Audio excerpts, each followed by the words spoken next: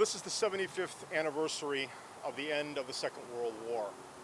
September 2nd, we're looking at that as the final day when the war ended. Specifically here in Grand Rapids, the war actually ended on the evening of the 1st of September at 8:08 p.m. local Eastern Standard Time.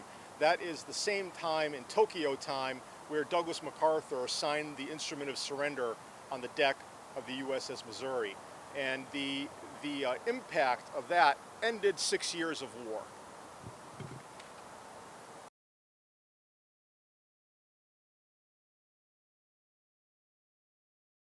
So this year there are some other 75th anniversary celebrations going on in the country. It generally has not been, the date is generally known as VJ Day. That hasn't been celebrated for many decades. But this year we have the 75th celebration, and it is sponsored not only by numerous entities within the city, but as well as the city of Grand Rapids.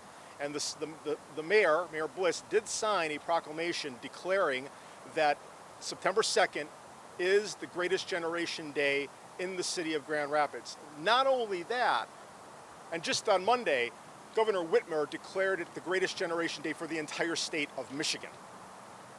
Great.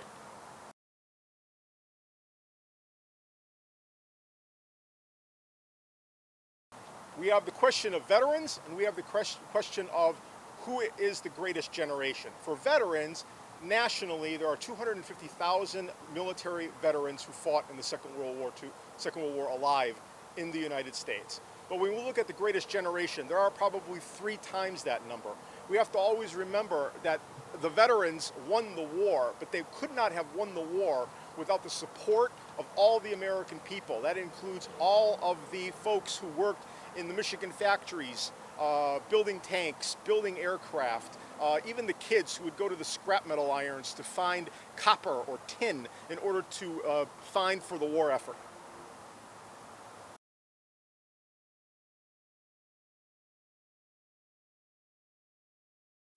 So the September 1st event isn't in memoriam. We look at all the sacrifice of those who died in the war, not only from a United States perspective, but from a global perspective. We have to remember that over 80 million people lost their lives globally in the Second World War. That is 3% of the world's population at that time. And so we are bringing in not only the American view of the sacrifice of that war, but the global view. We have consul generals from Canada, from France, from other countries as well, honoring their citizens in their losses and the sacrifice. We also have Jim DeFelice, who is a known World War II scholar, talking about the sacrifice of the nation.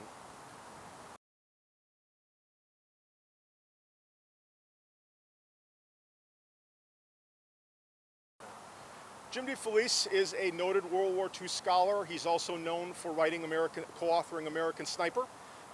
We reached out to him early last year. We reached out to him late last year, and we think that he'll do a great job on providing kind of the backdrop for the greatest generation and the sacrifice of the nation throughout the entire war. Great.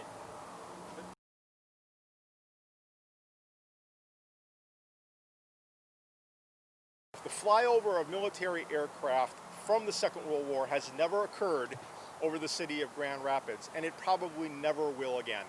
This is a once-in-a-lifetime opportunity to see this event, and we really hope that you can just simply come out of your homes and take a look up in the sky and watch this literally once-in-a-lifetime event. As a professional World War II historian myself, having taught at Wisconsin, I can provide some details on these aircraft. The B-17 bomber, otherwise known as the Flying Fortress, was a heavy bomber during the Second World War. It carried a capacity of about 15,000 pounds of bombs. It was used extensively in the bombing of Nazi Germany during the Second World War, and to a lesser extent in the Pacific as well. The B-25 is also known as a light bomber. It's the B-25 Mitchell. Mitchell being Billy Mitchell, named after the Brigadier General Billy Mitchell, who was basically the father of the United States Air Force. It's a very fast-moving, light, medium bomber. When we move to the C-47, here we're looking at what a lot of people, along with that kind of fortress, a lot of people really recognize. And they recognize it for a specific purpose. These are the planes that the paratroopers jumped out of on D-Day. Many people have known or have seen images of this. They're classic World War II images of our paratroopers from the 101st and the 82nd Airborne jumping out of these planes behind enemy lines in order to help secure the beaches on D-Day.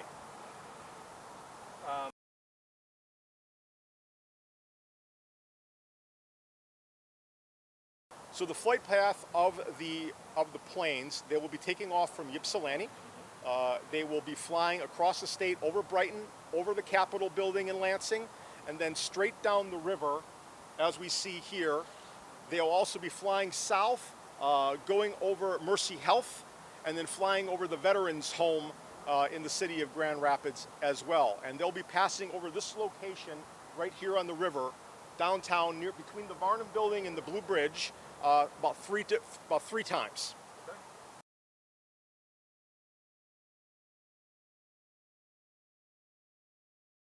So both the events on the 1st and the 2nd can be accessed by watching them on Facebook Live, on either the Ford Foundation's website or the Gerald R. Ford Presidential Museum's website. There will be other places that you'll be able to see it as well.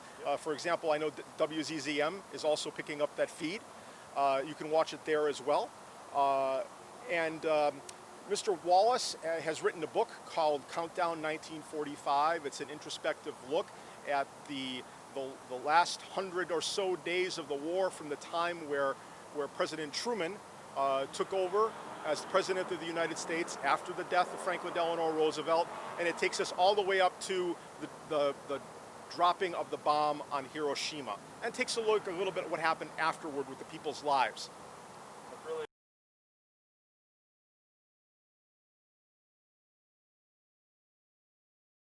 Just keep them in your hearts. They are fading quickly and fast. They are passing by. And all I can really say at this time is just keep them in your memories. Keep them in your hearts. They are the best of us, and they should be remembered for our entire history of our country.